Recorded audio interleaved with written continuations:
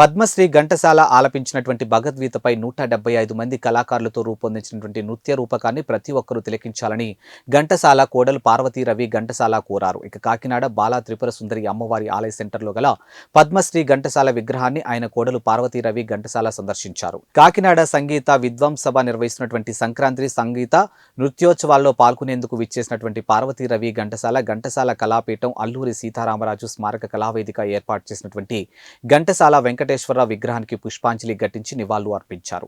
ఈ కార్యక్రమంలో భాగంగా పీఠం అధ్యక్షులు కర్రి అచ్యుతారామరెడ్డి, సెక్రటరీ పంపన దయానంద్ బాబు, సంగీత విద్వాంస సభ అధ్యక్షులు వక్కలంక రామకృష్ణ, పలువురు కళాభిమానులు పాల్గొంటూ ఘంటసాల విగ్రహానికి పూలమాలలు వేసి నివాళులు అర్పించారు.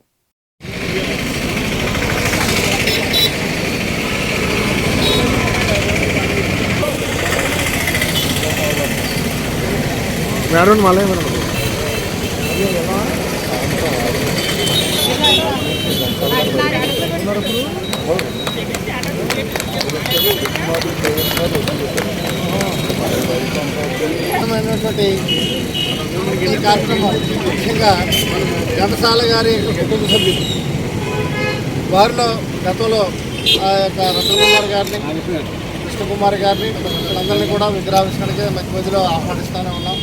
ఈ రోజున అనుకోకుండా సంగీత విద్వత్సభ ప్రాచీనమైనటువంటి సంస్థ సూర్యకళా మందిర్లో కార్యక్రమాలు, సంక్రాంతి కార్యక్రమాలు జరుగుతున్నాయి. ఆ సందర్భంగా ఈ రోజున ఘంటసాల గారి యొక్క కోడలు పార్వతీదేవి గారు చెన్నై నుంచి మన కాకినాడకి ఆహ్వానించారు.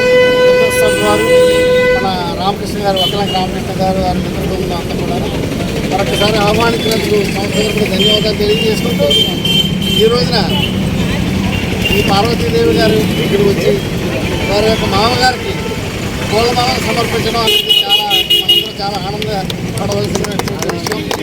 ఎందుకంటే అనుకోకుండా జరిగేటటువంటి కార్యక్రమం ఇది. గత సాయంత్రం వీరు మామగారు పాడినటువంటి పాటలు, భక్తి గీతాలని నృత్య రూపకంలో సూర్యకళా మందిరంలో 6:30కి వారు చేస్తున్నారు నృత్య రూపకాన్ని. అందరూ కూడా సాయంత్రం కార్యక్రమానికి ఇవ్వండి, కార్యక్రమాలని ఆస్వాదించండి. ముఖ్యంగా మరొకసారి ధన్యవాదాలు. ముఖ్యంగా ఏంటంటే మన తెలుగు వాళ్ళకి మన తెలుగు సాంప్రదాయాల్ని, విశిష్టతని ఒక చెన్నై మహానగరంలో ఉంది ఎక్కడ కూడా సడలించకుండా మన యొక్క సాంప్రదాయాలని కొనసాగిస్తున్నారు చెన్నైలో. చాలా గొప్ప విషయం.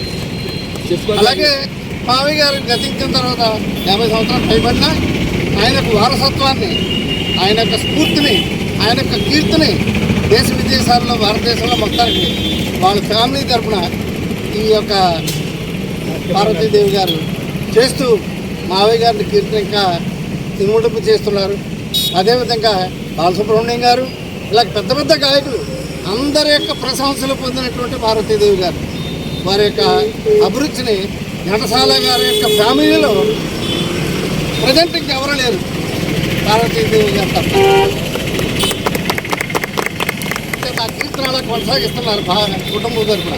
మరొకసారి మా వేదికకి అలాగే మావయ్య గారికి దండ ఇచ్చినందుకు ఒక్కసారి మరొకసారి ధన్యవాదాలు, కృతజ్ఞతలు తెలియజేసుకుంటూ మా అధ్యక్షుడు రామారెడ్డి గారు నేను మాట్లాడిన తర్వాత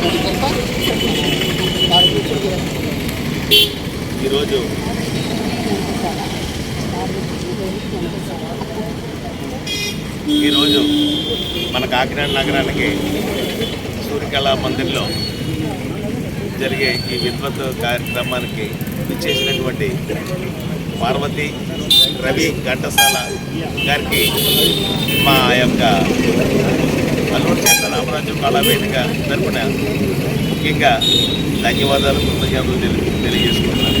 అలాగే ఈ కార్యక్రమానికి ఇచ్చేసినటువంటి పెద్దలందరికీ కూడా, సంస్థ సభ్యులకి అందరికీ కూడా నా హృదయపూర్వక నమస్కారాలు తెలియజేసుకుంటున్నాను.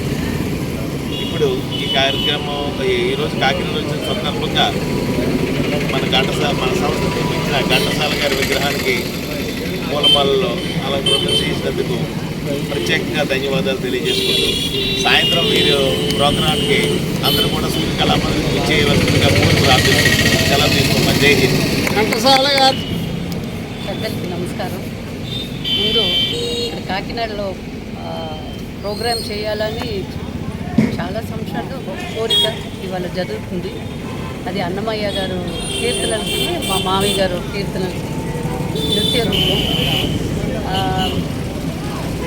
ఎలా చెప్పేది, మామయ్య గారు సెంటినరీ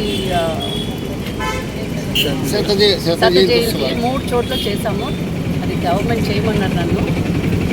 తమిళనాడు, హైదరాబాద్, ఆంధ్రప్రదేశ్ అండ్ తెలంగాణ.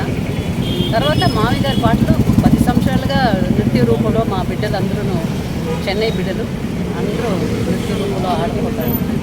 చాలా చాలా సంతోషం. మీరందరూ మామయ్య మీద ఇంత ప్రేమ పెట్టుకొని ఇంకాను ఆయన్ని ఒక దేవుడిలాగా చూసుకునేది నా భాగ్యం. ఆయన కోడలుగా ఉండేది. చాలా సంతోషం. అందరికీ నమస్కారం. భవిష్యత్తులో కార్యక్రమాలను కూడా ఒకసారి మా వేదికకు రావాలని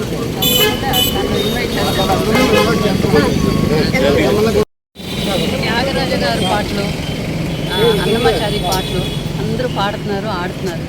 అలాగే మా ఘంటసాల గారి పాటలు ప్రపంచంలో అన్ని బిడ్డలు పాడాలా, ఆడాలి. పాడేది ఉంది, ఆడలేదు. కాబట్టి మేము ఆ ప్రయత్నంతో 2010 అప్పటి నుంచి ఈ రోజు వరకు ఆయన పాటలకి నృత్య రూపం అన్నీ, భరతనాట్యం ఒకటే కాదు, కథకళి, కూచిపూడి అన్ని ఆర్ట్ ఫామ్స్. అది కాకుండా భగవద్గీత మీరు అందరూ చూడాలా. నాట్య రూపంలో ఒక 1.5 ఆయన పాటలకి అంత విదేశంలో నుంచి 175 డాన్సర్స్ పాల్గొన్నారు. మీరందరూ చూడాలా ఆయన భగవద్గీతకి నాట్య రూపం.